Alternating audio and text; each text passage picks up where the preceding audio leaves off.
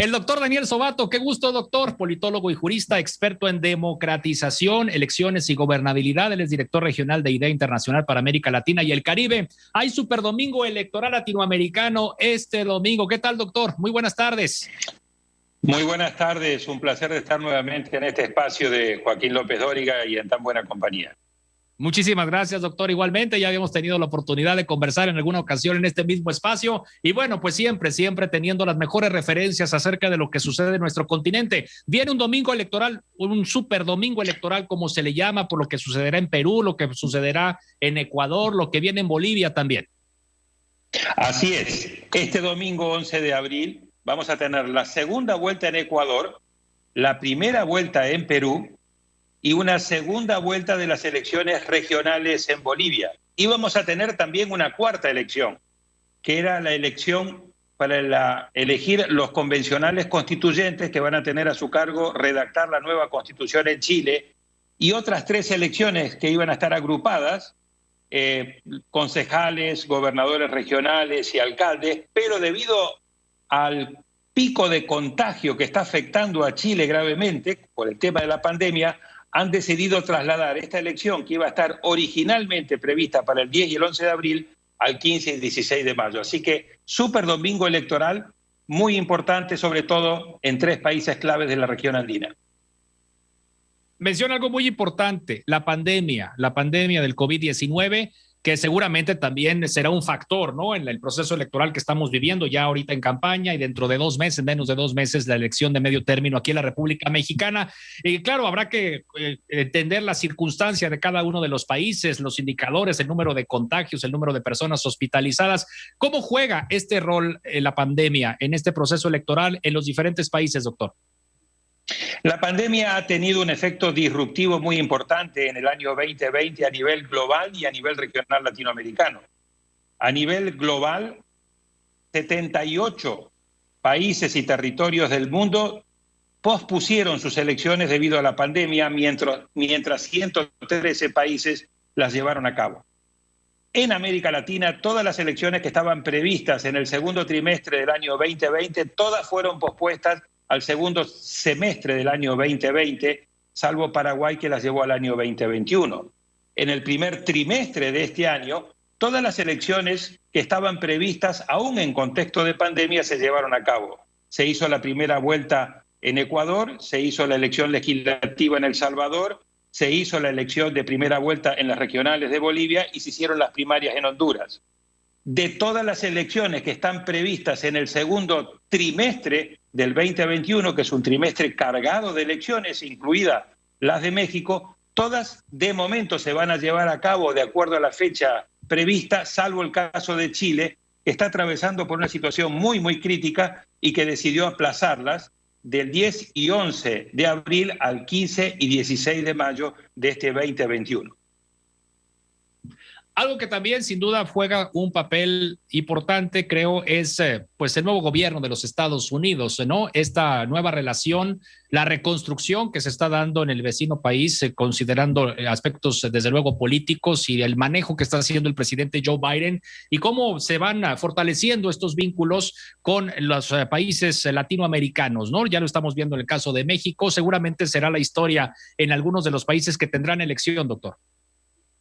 Claro, la nueva política exterior del presidente Biden trae aire fresco a la región y la comparamos con lo que había sido la política exterior del presidente Trump.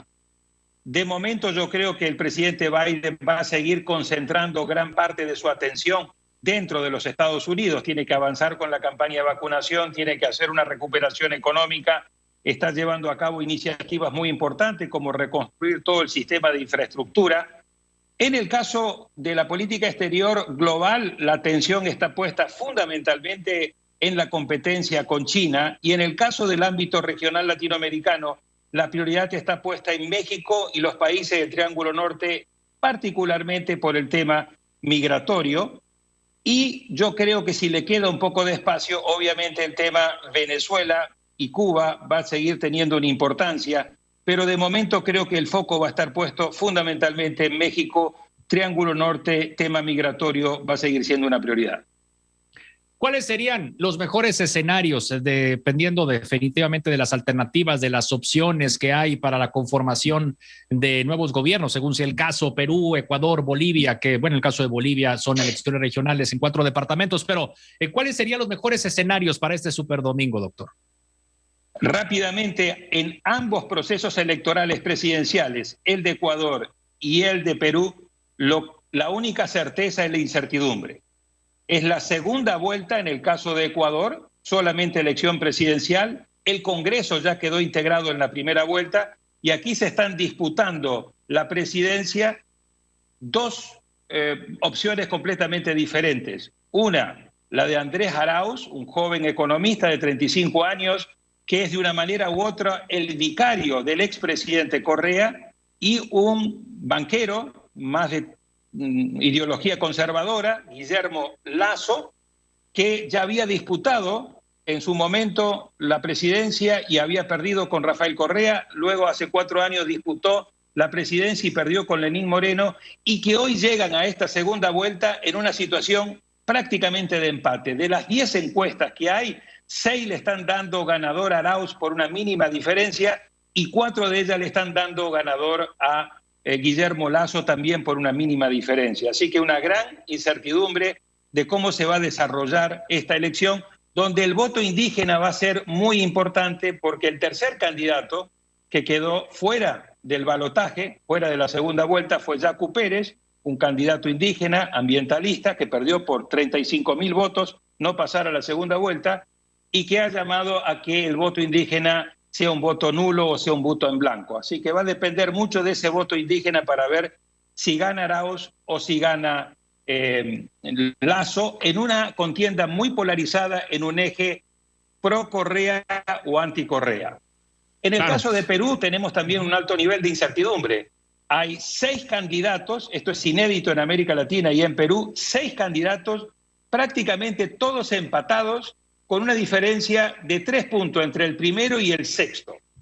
Y claramente la única certeza que hay en Perú no es quién va a pasar a esa segunda vuelta, sino que va a haber una segunda vuelta y que de todas las maneras el que gane en esa segunda vuelta nuevamente en Perú va a tener que enfrentar a un parlamento muy dividido, muy fragmentado, y eso, me temo, nos anuncia que la tensión entre el presidente y el Congreso va a seguir siendo una relación muy tensa, como ha sido en los últimos años. Recordemos, Perú tuvo 4 presidentes en los últimos 4 años y la gobernabilidad va a seguir siendo un gran desafío.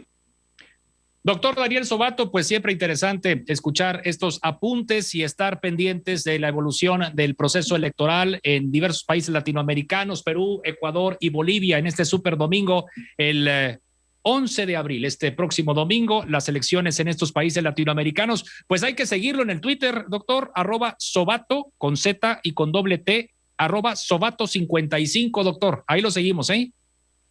Muchísimas gracias por la invitación y ojalá tengamos oportunidad la semana que viene de hacer un análisis de los resultados de estos 3 procesos muy importantes en la región andina.